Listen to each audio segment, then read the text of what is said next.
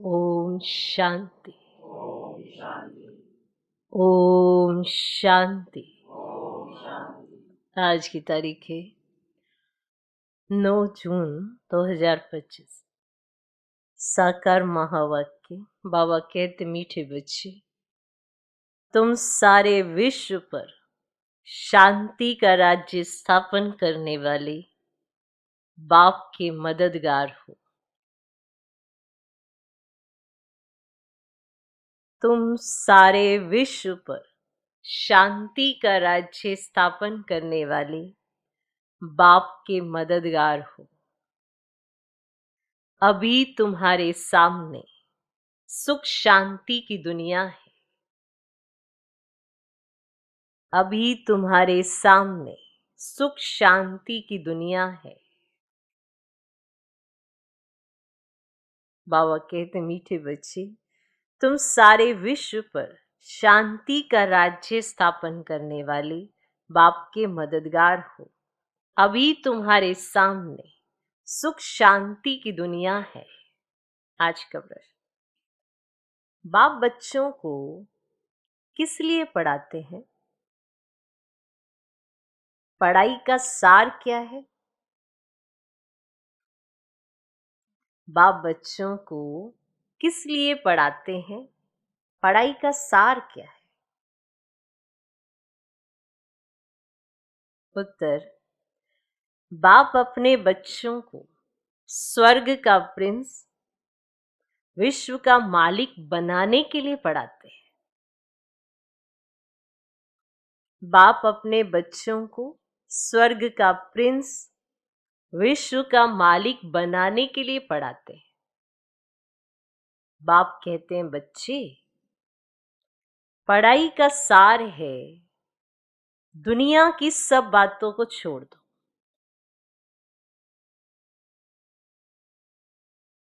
बाप कहते हैं, बच्चे, पढ़ाई का सार है दुनिया की सब बातों को छोड़ दो। ऐसे कभी नहीं समझो हमारे पास करोड़ हैं, लाख हैं, कुछ भी हाथ में नहीं आएगा। कुछ भी हाथ में नहीं आएगा। इसलिए अच्छी रीति पुरुषार्थ करो, पढ़ाई पर ध्यान दो। इसीलिए अच्छी रीति पुरुषार्थ करो, पढ़ाई पर ध्यान दो। तो बाप बच्चों को किस लिए पढ़ाते हैं? पढ़ाई का सार क्या है? उत्तर, बाप अपने बच्चों को स्वर्ग का प्रिंस, विश्व का मालिक बनाने के लिए पढ़ाते हैं। बाप कहते, बच्चे, पढ़ाई का सार है दुनिया की सब बातों को छोड़ दो। ऐसे कभी नहीं समझो कि हमारे पास करोड़ हैं, लाख हैं, कुछ भी हाथ में नहीं आएगा। इसीलिए अच्छी रीति पुरुषार्थ करो, पढ़ाई पर ध्यान दो। आज का गीत है, आखिर वह दिन आया आज। ओम शांति। बच्चों ने गीत सुना? आखिर विश्व पर शांति का समय आया। सब कहते हैं विश्व में कैसे शांति हो, फिर जो ठीक राय देते हैं उन्हों को नाम देते हैं। नेहरू भी राय देते थे, शांति तो हुई नहीं, सिर्फ राय देकर गए। अभी तुम बच्चों की बुद्धि में है कि कोई समय सारे विश्व भर में सुख, शांति, संपत्ति आदि थी, वह अभी नहीं है, अब फिर होने वाली है। चक्र तो फिरेगा ना। ये तुम संगम योगी ब्राह्मणों की बुद्धि में है। तुम जानते हो भारत फिर सोने का बनना है। भारत को ही गोल्डन स्पैरो, माना सोने की चिड़िया, कहा जाता है। भल महिमा तो करते हैं, परंतु सिर्फ कहने मात्र। तुम तो अभी प्रैक्टिकल में पुरुषार्थ कर रहे हो। जानते हो बाकी थोड़े रोज है, तो ये सब नर्क के दुख की बातें भूल जाती है। तुम्हारी बुद्धि में अब सुख की दुनिया सामने खड़ी है। जैसे आगे विलायत से आते थे तो समझते थे अभी बाकी थोड़ा समय है पहुंचने में, क्योंकि आगे विलायत से आने में ना बहुत टाइम लगता था। अभी तो एरोप्लेन में जल्दी पहुंच जाते हैं। अभी तुम बच्चों की बुद्धि में है कि अब हमारे सुख के दिन आने हैं, जिसके लिए पुरुषार्थ कर रहे हैं। बाबा ने पुरुषार्थ भी तो बहुत सहज बताया है। ड्रामा अनुसार के कल्प पहले मुआफी की ये सर्टेन है। तुम देवता थे और देवताओं के कितने ढेर के ढेर मंदिर बन रहे हैं। तो बच्चे जानते ये मंदिर आदि बनाकर क्या करेंगे, बाकी दिन कितने हैं। तुम बच्चे नॉलेज की अथॉरिटी हो, वह है भक्ति की अथॉरिटी, और बाप को कहा जाता है ऑल माइटी अथॉरिटी। क्या कहा जाता है? All mighty authority. तुम बच्चे नंबरवार पुरुषार्थ अनुसार बन रहे हो। तुमको सृष्टि के आदि मध्य अंत का ज्ञान है। जानते हो हम पुरुषार्थ कर रहे हैं बाप से वर्षा पाने का। जो भक्ति की अथॉरिटी है वो सबको भक्ति सुनाते हैं। तुम ज्ञान की अथॉरिटी हो तो ज्ञान ही सुनाते हो। सत्युग में भक्ति होती ही नहीं, पुजारी एक भी होता नहीं, पूज्य ही पूज्य हैं। आधा कल्प है पूज्य, आधा कल्प है पुजारी। भारतवासियों के लिए ही पूज्य थे तो स्वर्ग था, अभी भारत पुजारी नर्क है। तुम बच्चे अब प्रैक्टिकल लाइफ बना रहे हो। कौन सी लाइफ? प्रैक्टिकल लाइफ बना रहे हो। नंबरवार पुरुषार्थ अनुसार सबको समझाते रहते हो और वृद्धि को पाते रहते हो। ड्रामा में पहले से ही नोंद है। ड्रामा तुमको पुरुषार्थ कराते रहते हैं, तुम करते रहते हो। जानते हो ड्रामा में हमारा अविनाशी पार्ट है। दुनिया इन बातों को क्या जाने, हमारा ही ड्रामा में पार्ट है। जो कहेगा वही समझेगा ना कि कैसे हमारा इस ड्रामा में पार्ट है। ये सृष्टि चक्र फिरता ही रहता है। ये वर्ल्ड की हिस्ट्री ज्योग्राफी तुम्हारे सिवाय और कोई को मालूम ही नहीं है। अब ऊंच से ऊंच कौन है दुनिया में, कोई नहीं जानते। ऋषि मुनि आदि भी कहते थे हम नहीं जानते, नेति नेति कहते थे ना। अभी तुम बच्चे तो जानते हो वह रचता बाप है और हमको पढ़ा रहे हैं। ये भी बाबा ने बार बार समझाया है कि यहां जब बैठते हो ना तो देही अभिमानी होकर बैठो। एक बाप ही राजयोग सिखाते हैं और वर्ल्ड की हिस्ट्री ज्योग्राफी समझाते हैं। बाप कहते हैं मैं कोई थॉट रीडर नहीं हूं, इतनी बड़ी दुनिया है, इनको क्या बैठ रीड करेंगे। बाप तो खुद कहते हैं मैं ड्रामा की नूद अनुसार पाठ बनाने आया हूं, तुम्हें पावन बनाने। ठीक है ना, मैं ड्रामा की नूंद अनुसार आता हूं तुम्हें पावन बनाने। ड्रामा में मेरा जो पार्ट है ना वही बजाने आता हूं। बाकी मैं कोई थॉट रीड नहीं करता। मेरा पार्ट ही है पतितों को पावन बनाना। ये भी तुम बच्चे जानते हो, तुम तिथि तारीख आदि सब जानते हो। दुनिया में कोई थोड़े ही जानते हैं। तुमको बाप सिखला रहे हैं, फिर जब ये चक्र पूरा करेंगे तब फिर बाबा आएंगे। उस समय जो सीन चली वह फिर कल्प के बाद चलेगी। एक सेकंड ना मिले दूसरे सेकंड से, ये नाटक फिरता रहता है। तुम बच्चों को बेहद के नाटक का पता है, फिर भी तुम घड़ी घड़ी भूल जाते हो। बेहद के नाटक का पता है ना, फिर भी तुम घड़ी घड़ी भूल जाते हो। बाबा कहते तुम सिर्फ याद करो हमारा बाबा बाबा है, वही टीचर है, गुरु है। तुम्हारी बुद्धि उस तरफ चली जानी चाहिए। आत्मा खुश होती है बाप की महिमा सुनकर। सब कहते हैं हमारा बाबा बाबा है, टीचर है, वह सच्चा ही सच्चा है। पढ़ाई भी सच्ची और पूरी है। उन मनुष्यों की पढ़ाई अधूरी है। तो तुम बच्चों की बुद्धि में कितनी खुशी होनी चाहिए। बड़ा इम्तिहान पास करने वालों की बुद्धि में जास्ती खुशी होती है। तुम कितना ऊंच पढ़ते हो तो कितनी कापारी खुशी रहनी चाहिए। भगवान बाबा बेहद का बाप हमको पढ़ा रहे हैं। तुम्हारे रोमांच खड़े हो जाने चाहिए। वही एपिसोड रिपीट हो रहा है, सिवाय तुम्हारे किसको पता नहीं है। कल्प की आयु ही बढ़ा दी है।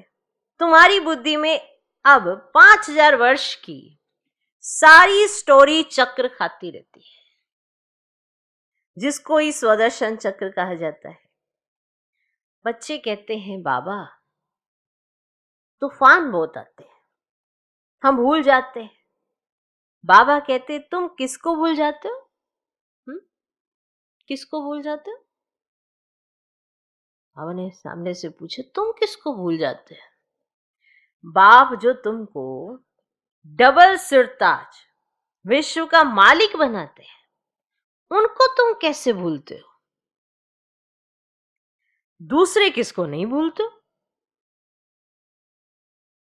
जो बाबा आपको क्या से क्या बनाते हैं, उनको तुम भूल जाते हो, दूसरे किसको तो नहीं भूलते हो। स्त्री, बाल बच्चे, चाचा मामा, मित्र संबंधी आदि सब याद है।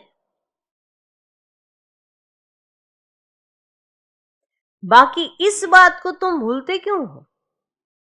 तुम्हारी युद्ध इस याद में है। जितना हो सके याद करना है। बच्चों को अपनी उन्नति के लिए सवेरे सवेरे उठ बाप की याद में सैर करनी है। सवेरे सवेरे उठो, बाप की याद में सैर करो। तुम छतों पर व बाहर ठंडी हवा में चले जाओ। यहां ही आकर बैठना कोई जरूरी नहीं है, बाहर भी जा सकते हो। सवेरे के टाइम कोई डर आदि की बात नहीं रहती है। बाहर में जाकर पैदल करो, आपस में यही बातें करते रहो। देखे कौन बाबा को जास्ती याद करते हैं, फिर बताना चाहिए कितना समय हमने याद किया। बाकी समय तुम्हारी बुद्धि कहां कहां गई? अपने आप से पूछो कि बाकी समय हमारी बुद्धि कहां कहां गई। इसको कहा जाता है एक दो में उन्नति को पाना। नोट करो, है ना। आपस में जो डिस्कशन भी करनी है वो ये करो ना। व्यर्थ की बातों की, इसकी उसकी डिस्कशन करके आपको क्या मिल जाना है? कुछ मिलना है? फिर भी करनी है, आदत पड़ी हुई है। ओके, तो ये अपने आप में देखो कि हम क्या कर रहे हैं। याद का चार्ट बढ़ा रहे हैं या फालतू झरमुई झमुई का चार्ट बढ़ा रहे हैं? सबको पता होता है मैं क्या करता हूं। तो देखो कि हमारी बुद्धि कहां कहां गई। इसको कहा जाता है एक दो में उन्नति को पाना। नोट करो कितना समय बाप को याद किया। बाबा की जो प्रैक्टिस है वह बतलाते हैं कि बाबा जो प्रैक्टिस करते हैं वो आपको बतलाते हैं। याद में तुम 1 घंटा पैदल करो तो भी टांगे थकेंगी नहीं। याद में, याद से तुम्हारे कितने पाप कट जाएंगे। चक्र को तो जानते हो तुम। रात दिन तुमको अब यही बुद्धि में है कि अभी हम अभी घर जाते हैं। पुरुषार्थ करते हो। कलयुगी मनुष्यों को जरा भी पता नहीं है मुक्ति के लिए कितनी भक्ति करते रहते हैं। अनेक मतें हैं और तुम ब्राह्मणों की है ही एक मत।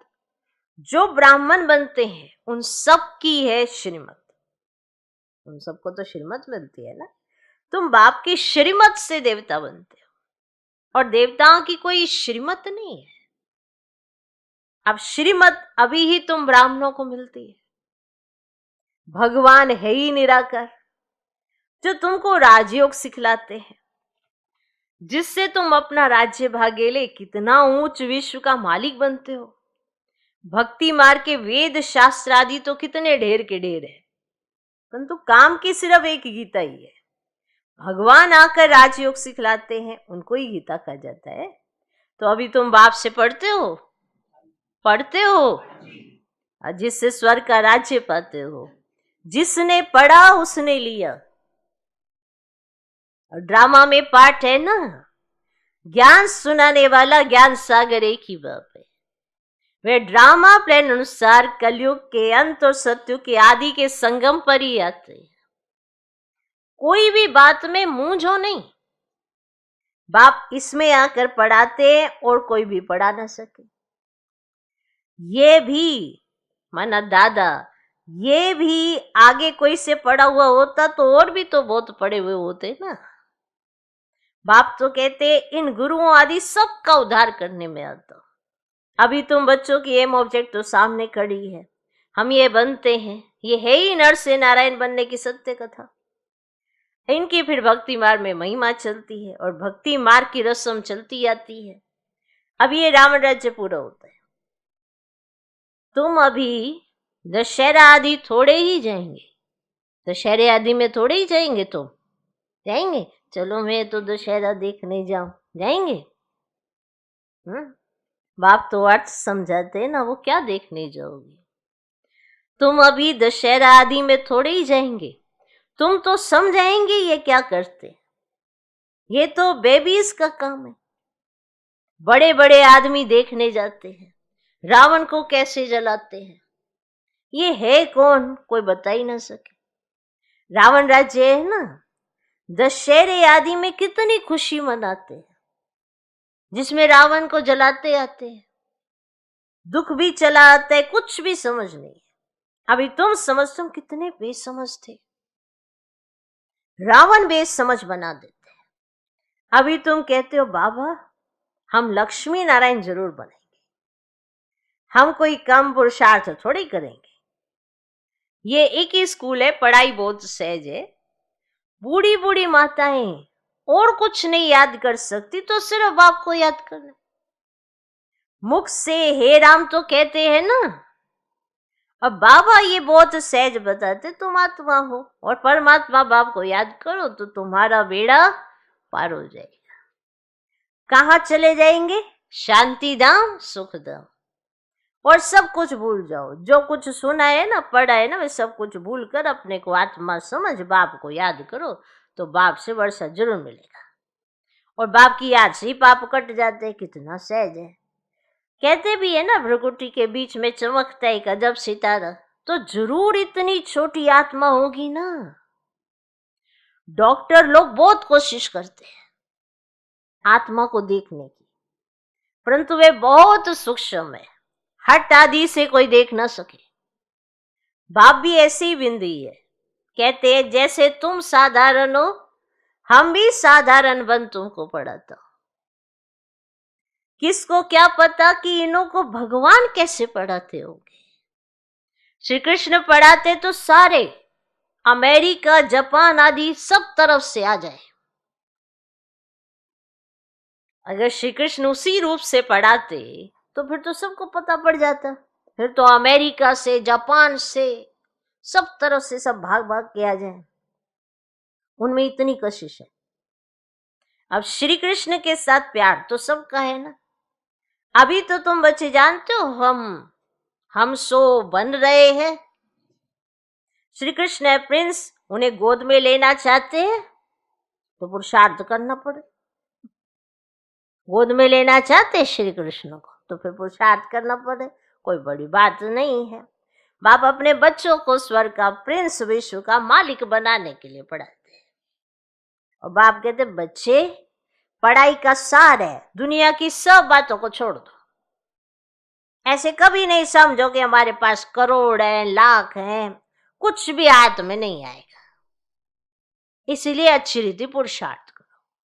बाप के पास आते हैं, बाबा के पास आते हैं तो बाप उलाना देते हैं। 8 मास से आते हो और बाप जिनसे स्वर्ग की बादशाही मिलती है उनसे इतना समय मिले भी नहीं, 8 मास मिले ही नहीं उनसे, तो बाबा उलाना देते हैं।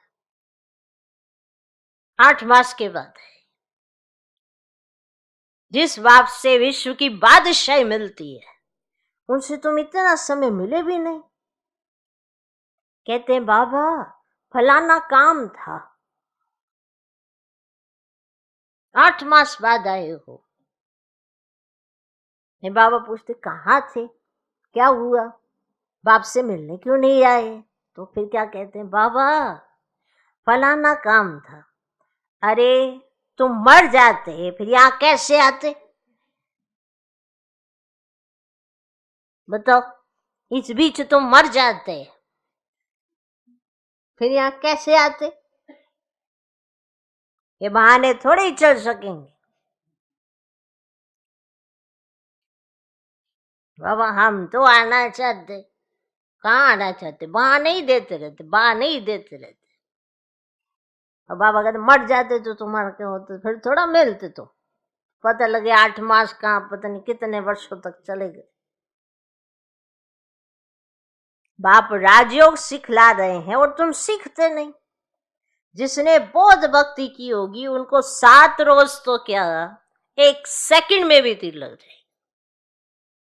जिसने बहुत भक्ति की होगी उसको जैसे ही सुनाई पड़ेगा ना, उसको 1 सेकंड में तीर लग जाएगा। सेकंड में विश्व का मालिक बन सकते हैं, ये खुद अनुभवी बैठा है, खुद अनुभवी। विनाश देखा, चतुर्भुज रूप देखा, बस समझ नहीं लगा, ओहो हम विश्व के मालिक बनते हैं। साक्षात्कार हुआ, उमंग आया और सब कुछ छोड़ दिया।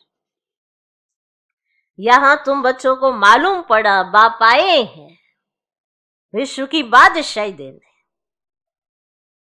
बाप पूछते निश्चय कब हुआ? बाबा के पास आए ना, बाबा ने पूछा निश्चय कब हुआ? तो कहते हैं 8 मास। 8 मास लग गए निश्चय होने, है ना। सुना तो था, फिर धीरे धीरे धीरे करते करते 8 मास लग गए निश्चय होने में। बाबा ने समझाया मूल बात है याद और ज्ञान, बाकी तो दीदार कोई काम का नहीं है, क्योंकि दीदार करके भी छोड़ देते हैं। बाप को पहचान लिया तो फिर पढ़ना शुरू करो तो तुम भी ये बन जाएंगे। पॉइंट्स मिलती हैं जो कोई को भी समझा सकते हो, बहुत मिठास से समझाओ। अब शिव बाबा जो पतित पावन है कहते मुझे याद करो तो पावन बन, पावन दुनिया का मालिक बन जाएंगे। युक्ति से समझाना है। तुम चाहते हो ना गॉड फादर लिबरेट कर स्वीट होम वापस ले जाए। अच्छा, अब तुम्हारे ऊपर जो कट चढ़ी हुई है ना, उसके लिए बाप कहते मुझे याद करो। कट तो चढ़ी हुई है ना, जो बाप की बात भी बड़ी मुश्किल से समझ में आती है। सोचो कितनी कट चढ़ी हुई है, वरना जैसी कट उतरती जाती है तो बात बड़ी एक्यूरेट समझ में आती है और हम पुरुषार्थ भी अच्छा करने लगते हैं। तो वही बात कहते हैं अब मुझे याद करो। अच्छा, मीठे मीठे सिकिलधे बच्चों प्रति माता पिता बाप दादा का याद प्यारो गुड मॉर्निंग। रूहानी बाप की रूहानी बच्चों को नमस्ते। हम रूहानी बच्चों की भी रूहानी बाप को नमस्ते नमस्ते नमस्ते। Good morning good morning good morning. धारणा के लिए मुख्य सार। पहला पॉइंट, सवेरे सवेरे उठ पैदल करते बाप को याद करो। सवेरे सवेरे उठ पैदल करते बाप को याद करो। आपस में यही मीठी रूरियान करो कि देखे कौन कितना समय बाबा को याद करता है। फिर अपना अनुभव सुनाओ। सवेरे सवेरे उठ पैदल करते बाप को याद करो। आपस में यही मीठी रूरियान करो कि देखे कौन कितना समय बाबा को याद करता है। फिर अपना अनुभव सुनाओ।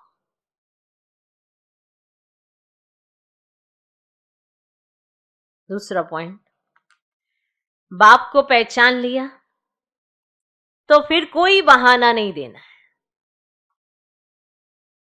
बाप को पहचान लिया तो फिर कोई बहाना नहीं देना है। पढ़ाई में लग जाना है, मुरली कभी मिस नहीं करनी है। बाप को पहचान लिया तो फिर कोई बहाना नहीं देना है। पढ़ाई में लग जाना है, मुरली कभी मिस नहीं करनी है। आज का वरदान, सर्व के गुण देखते हुए स्वयं में बाप के गुणों को धारण करने वाले गुण मूर्त हो। सर्व के गुण देखते हुए स्वयं में बाप के गुणों को धारण करने वाले गुण मूर्त हो। संगम युग पर जो बच्चे गुणों की माला धारण करते हैं वही विजय माला में आते हैं। इसीलिए होली हंस वन सर्व के गुणों को देखो और एक बाप के गुणों को स्वयं में धारण करो। ये गुण माला सभी के गले में पड़ी हुई हो। जो जितने बाप के गुण स्वयं में धारण करते हैं उनके गले में उतनी बड़ी माला पड़ती है। जो जितने बाप के गुण स्वयं में धारण करते हैं उनके गले में उतनी बड़ी माला पड़ती है। गुण माला को सिमरन करने से स्वयं भी गुण मूर्त बन जाते हैं। इसी की यादगार में देवताओं और शक्तियों के गले में माला दिखाते हैं। है संगम पर जितना गुण मूर्त उतना गले में लंबी माला, उतनी बड़ी माला। गुण मूर्त बनना है संगम पर। आज का स्लोगन, साक्षीपन की स्थिति ही यथार्थ निर्णय का तख्त है। कोई भी निर्णय करना हो तो साक्षीपन की स्थिति में स्थित होकर करें, एक्यूरेट निर्णय होता है। अगर आप इन्वॉल्व हो जाएंगे तो निर्णय कैसे करेंगे? फिर तो आप अपने पक्ष की बात करेंगे। साक्षी होकर हर चीज को देखने से यथार्थ निर्णय होता है। अव्यक्त इशारे, आत्मिक स्थिति में रहने का अभ्यास करो, अंतर्मुखी बनो। अंतर्मुखी होकर कार्य करने से विघ्नों से, व्यर्थ संकल्पों से बच जाएंगे और समय भी बहुत बच जाएगा। जो अंतर्मुखी रहते हैं उनमें स्मृति की समर्थि भी आती है और आत्मा रूपी नेत्र पावरफुल बन जाता है, जिससे यदि कोई भी विघ्न आने वाला होगा तो ये महसूसता आएगी कि आज कोई पेपर होने वाला है। और जितना पहले से मालूम पड़ता जाएगा तो होशियार होने के कारण सफलता पालेंगे कि पहले से ही पता होगा कि कोई पेपर आने वाला है, तो वो अपनी स्थिति में स्थित हो जाएंगे। और जब अपनी स्थिति में स्थित हो जाएंगे तो उस पेपर पर सहजता से सफलता प्राप्त कर लेंगे। बहुत बड़ी बात है विचार करना। ओम शांति।